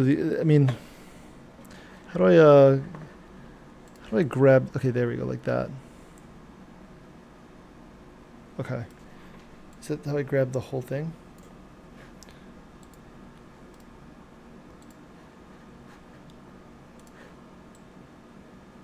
Where's it there? It looks about centered. There we go. That's centered. All right. So let's export it. How do we export this thing? Export as PNG. And we're going to hit save. 100% quality. It's 33 by 30. We'll go with that. That's fine. And we're going to name it stop. We're just going to name it stop and then replace the old one. There we go. So now in our code, we should be able to do, click on the green flag button located just above the stage next to all that work. We just did all of that work so that we could bring in that little stop button next to the stop button. And that looks fairly decent. So this is the stop button.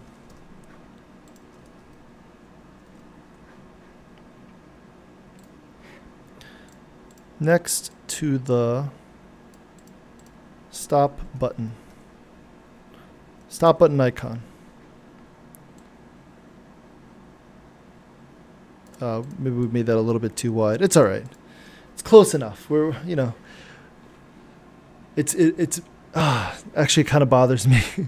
As a perfectionist, it bothers me a little bit that the spacing along each side of this green flag, because it's the whole thing is transparent, is we're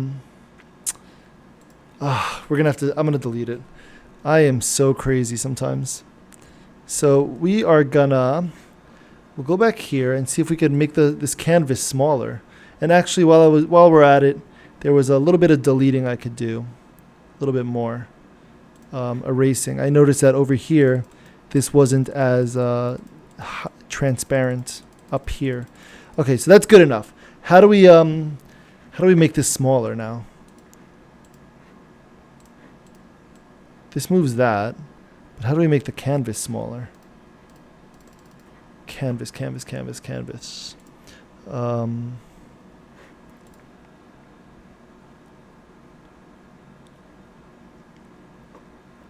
Or we make this bigger, but I don't think I want to do that because then it's just gonna. Actually, maybe the crop tool. No. How do we delete? Change the canvas size. Window, swatches, layers, no. Maybe over here in the background?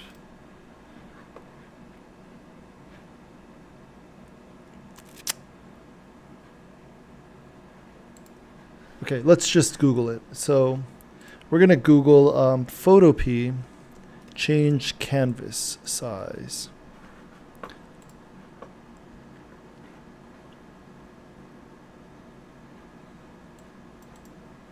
Failed to open. All right, so we got an issue here. They have a bug. Workspace. Maybe it's workspace. Toolbar main area. Maybe in file.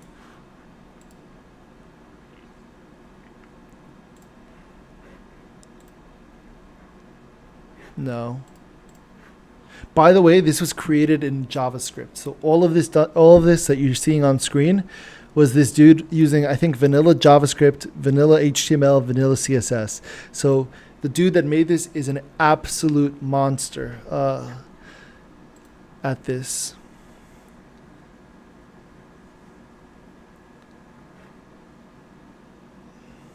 Canvas size. Here we go. It was an image. So canvas size. Let's go maybe 25 by 25. Okay, that's better. Let's go a little bit smaller. Let's go 22 by 22. Wait. Did that work? Canvas size. Maybe 20 by 20. Let's see how that works. There we go. That's what I wanted, because now I can drag this right in the middle of everything here. Perfect. That's exactly what I want. Or I wanted more space on the other one. But since we're here, let's just export this as a PNG. Beautiful. We're going to replace the old stop with this one. And also, we're going to have to go back into our WordPress site. So Mr. G coding. And we have to go to our media library, because otherwise it's going to get confusing. It's going to get confusing to have two little stop signs. So I want to delete this one permanently. That way I don't have any issues when or I'm not mistaken when I'm trying to import one here. Okay, so next to let's insert an inline image. How do I do that? Inline image. There we go. And we are going to select the stop button. Beautiful. So this is the stop button. Select it. There it is. Oh no, it looks smaller than it looks too small. What's the width of this thing? 17? But that one is it's much taller. This one's 20, but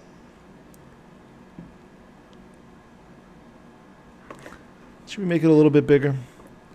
Maybe 25. So image, canvas size, 25 by 25. And then how do we blow this up?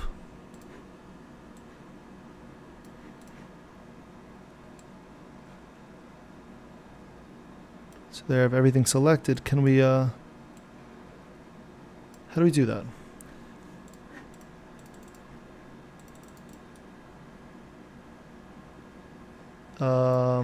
1x, 2x? No. How do we make this bigger? No, not the lasso tool. What's this? Object selection?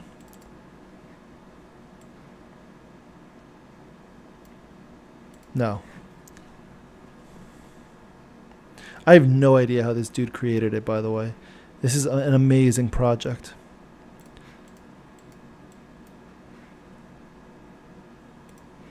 Makes me wish I knew a little bit of Photoshop, because it would make my life much easier now. So let's Google it. Photopea.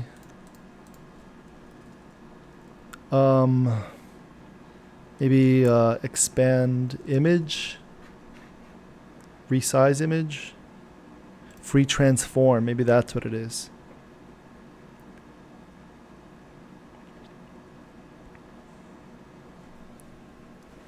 We don't need to warp it. We just need to edit, transform. Okay, so let's see if we can do that.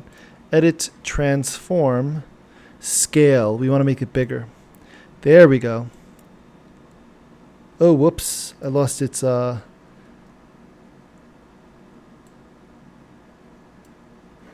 lost the... what's it called? What can I think of the word? The ratio. Maybe I was making it too narrow. I want to keep it the same scale, I guess, or not. Is this scale? Can't think of the word right now. So yeah, maybe it is scale. No, I don't want to distort it. Maybe that's what it was doing.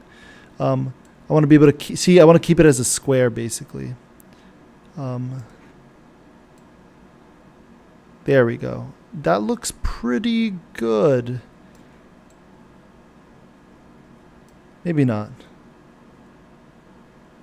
Maybe we go 26 by 25. Image, transform. Whoa, why isn't this letting me transform it now?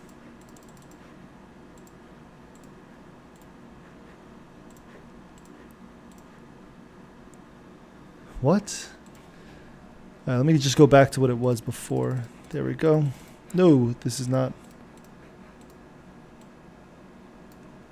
No, that's not what I want to do. I don't want to grab it like that. This grabs this entire thing. See, the issue is that here we have 2 on the left and 3 on the right. So we want to make this just a little bit wider. So edit, image canvas size. And so the width is going to be 26. And I think we can keep our height. Actually, no. Well, the same problem. Well, we'll see what that looks like. Let's do image, transform. Why is it not showing me the? Maybe I got to highlight everything. There we go. Image, transform. No. Why can't I do it?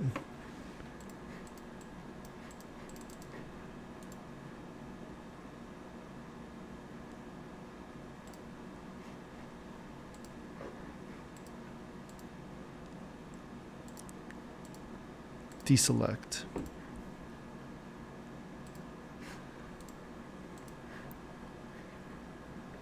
Control.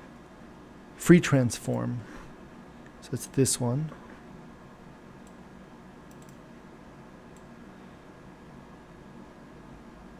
Let's see if we can free transform this. Okay, so I'm selecting what I want. Now what? Control Alt T, Alt Control T. Layers that are currently selected. So maybe it's the layers that are messed up. Maybe I'm not selecting the right layer. No, that seems fine. So now What's the issue? Why can't I why can't I do what I was just doing? I guess let me just go back a bunch of times to where I had transformed it. Here.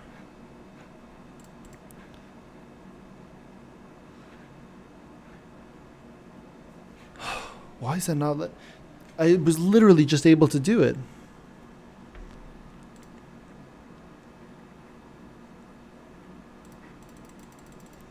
Oh, maybe it's over here? The history? Oh, that just shows me everything that I'd done before, I guess. All this time I'm spending on this little stop button.